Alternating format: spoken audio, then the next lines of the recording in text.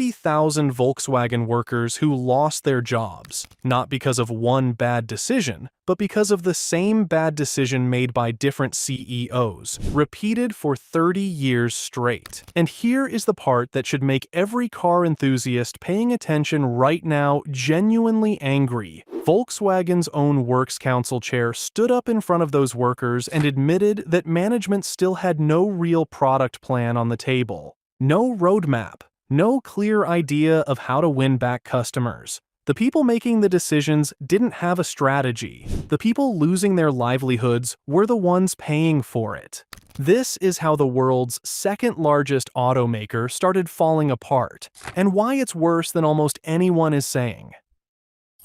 Before we get into how this came apart, you need to understand the sheer scale of what we're talking about. Because most people picture Volkswagen as the Golf and the Jetta, and that's barely scratching the surface. Volkswagen Group owns 10 brands: Volkswagen, Audi, Porsche, Lamborghini, Bentley, Skoda, Seat, Cupra, and Ducati motorcycles. As of the end of 2024, the group employs nearly 680,000 people worldwide. About 295,000 of those jobs are in Germany alone, spread across 10 factories. In 2023, the group brought in around $350 billion in revenue and made roughly $24 billion in operating profit. For context, that's more revenue than most countries produce in a year. This is not a struggling niche brand. This is one of the largest industrial companies on Earth. For decades, Volkswagen was the #2 automaker in the world, right behind Toyota, selling over 9 million vehicles a year. And for American car guys, Volkswagen meant something real. The Golf GTI, the Jetta GLI, the Tiguan, affordable European sport that actually had soul. The brand had genuine credibility. So, how does a company that size, with that kind of foundation, come apart this fast? It starts with a scandal that cost them more than $30 billion and revealed something much darker about the company's DNA.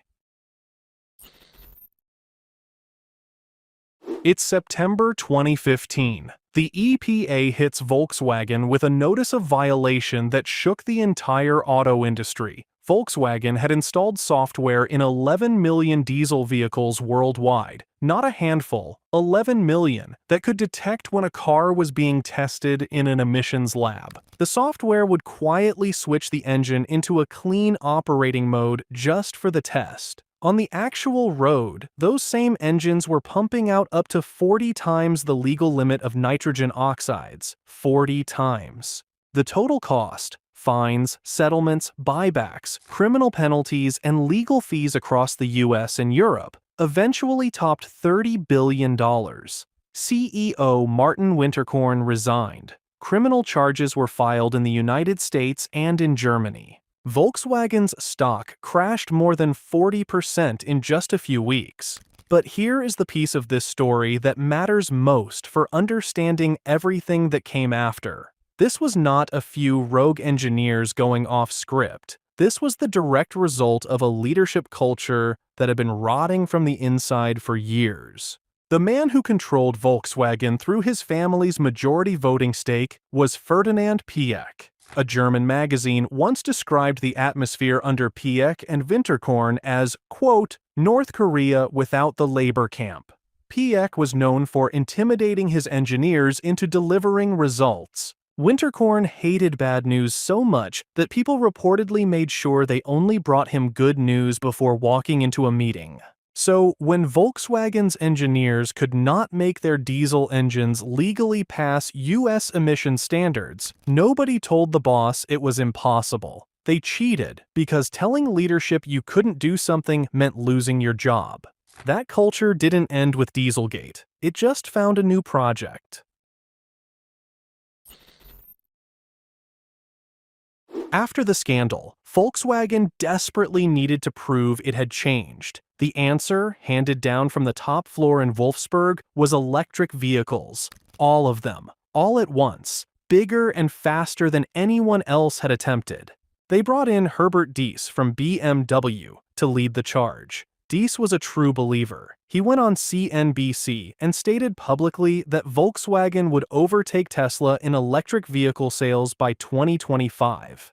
The money committed to that goal was staggering. In January 2021, Volkswagen pledged roughly $38 billion specifically toward electrification through 2025. Over time, total investment commitments across the group climbed to nearly $194 billion. One company, one bet, nearly $200 billion. Now, investing in new technology isn't automatically a mistake. But when you're making that kind of commitment primarily because you got caught cheating and need something to show regulators and investors, the motivation matters.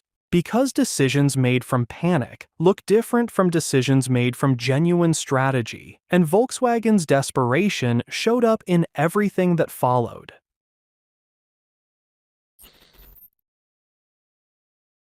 The centerpiece of Volkswagen's electric strategy was a company called CARIAD. Rather than licensing software from a tech partner or hiring people who already knew how to build vehicle software, Volkswagen decided to build all of its EV operating software from scratch, in-house.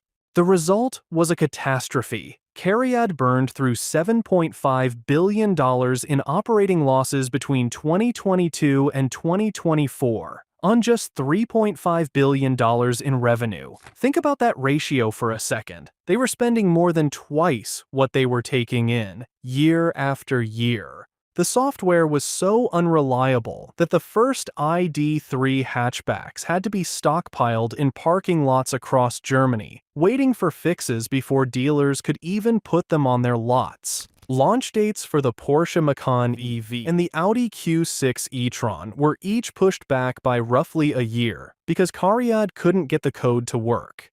By 2024, Oliver Blume, who had replaced Diess as CEO in 2022, essentially gave up on CARIAD and committed more than $5 billion to a partnership with American startup Rivian, just to get access to their electrical architecture and software. And by 2025, Volkswagen officially announced that CARIAD would no longer develop its own software at all. A company generating $350 billion in annual revenue couldn't build workable car software.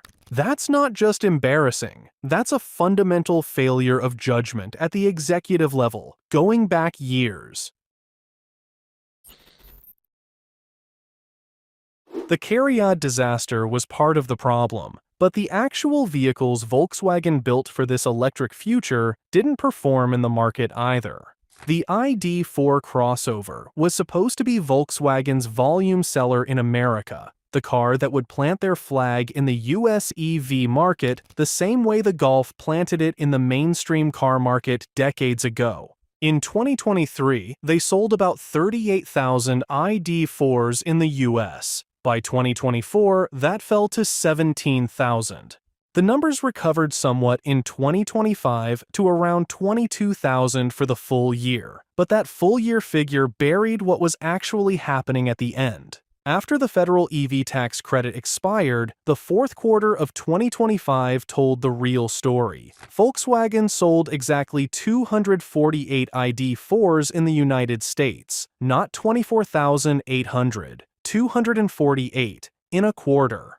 By April 2026, Volkswagen confirmed it was ending the ID.4 production at its Chattanooga, Tennessee plant entirely and converting that factory back to building gas-powered SUVs. Then there was the ID. Buzz, the electric microbus that was supposed to be the emotional centerpiece of Volkswagen's EV lineup, the nostalgia play. The vehicle that would make people fall in love with electric Volkswagens, the same way the original microbus made people fall in love with the brand in the first place. Volkswagen paused production at the Hanover plant in September 2025 and cut planned output by 21,000 vehicles. The Hanover factory has capacity for 130,000 units a year. They were nowhere near using it.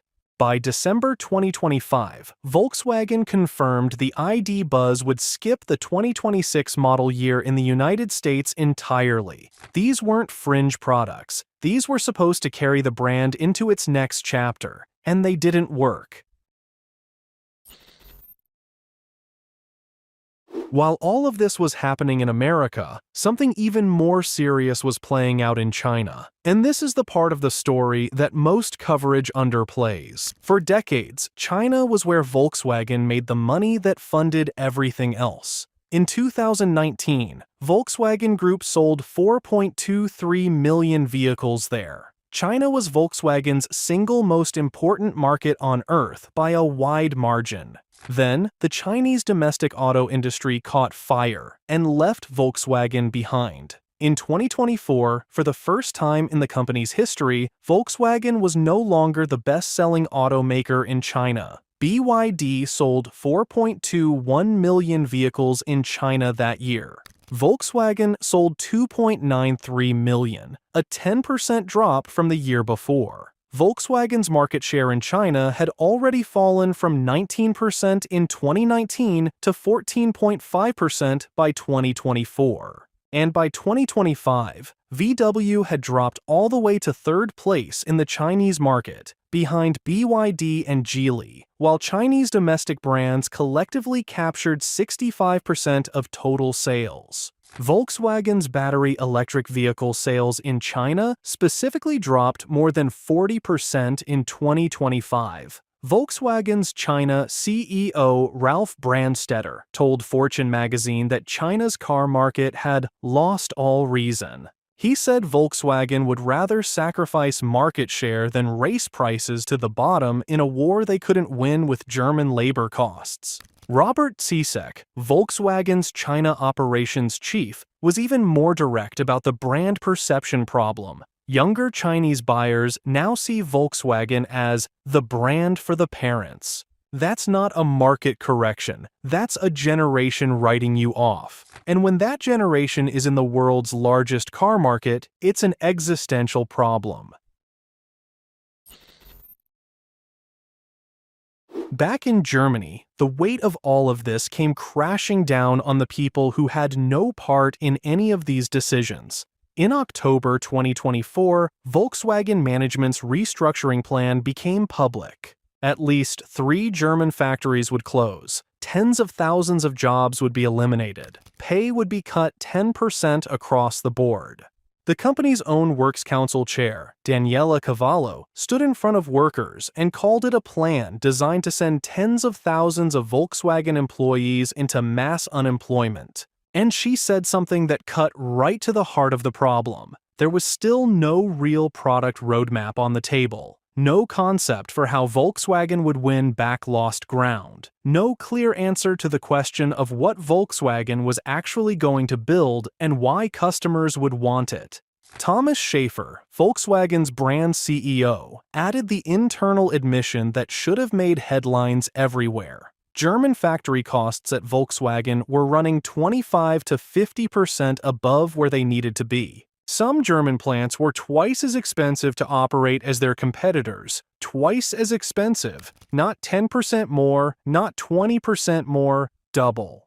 By December 2024, roughly 100,000 Volkswagen workers had walked off the job in warning strikes at 9 German plants. It was the largest industrial action against the company in decades. After 70 hours of negotiations, a deal was reached. No immediate plant closures. That was the line workers refused to let management cross. But the terms were still severe. 35,000 jobs eliminated at the Volkswagen brand alone by 2030 through buyouts and early retirements. That's more than 1 in 4 jobs at the brand in Germany. Annual production capacity cut by 734,000 vehicles, roughly the equivalent of the entire output of Volkswagen's main Wolfsburg plant. Wages frozen for 2025 and 2026. And the Dresden factory, a glass-walled showpiece that had been converted to EV production, stopped building cars entirely on December 16,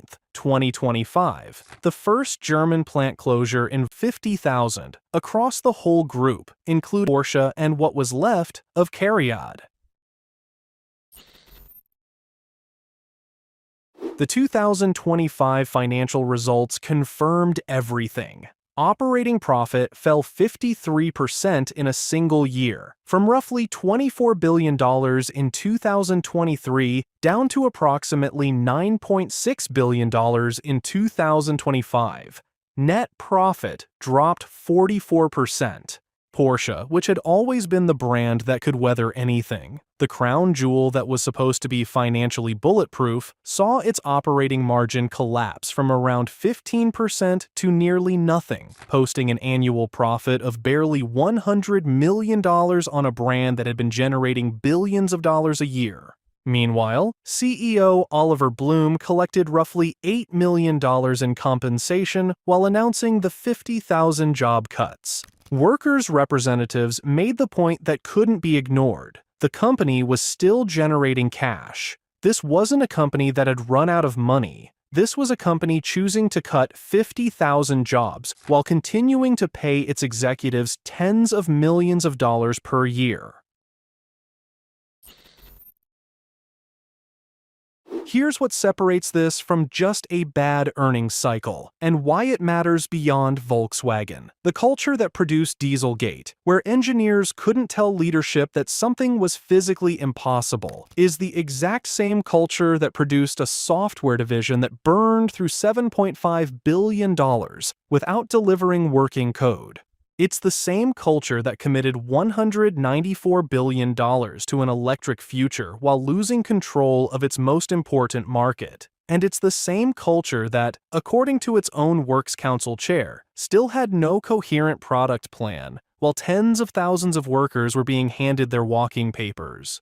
Different CEOs, same result. Winterkorn built a culture where bad news couldn't reach the top floor. Diess committed nearly $200 billion to a strategy the company couldn't execute, and Blume is the one left holding the bill, announcing 50,000 job cuts and asking everyone to trust that there's a real plan this time.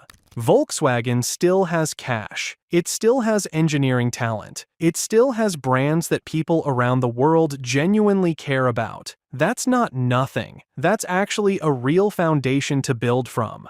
Leadership deciding from the top floor what the market should want, instead of listening to what the market is actually telling them. That pattern has repeated itself at this company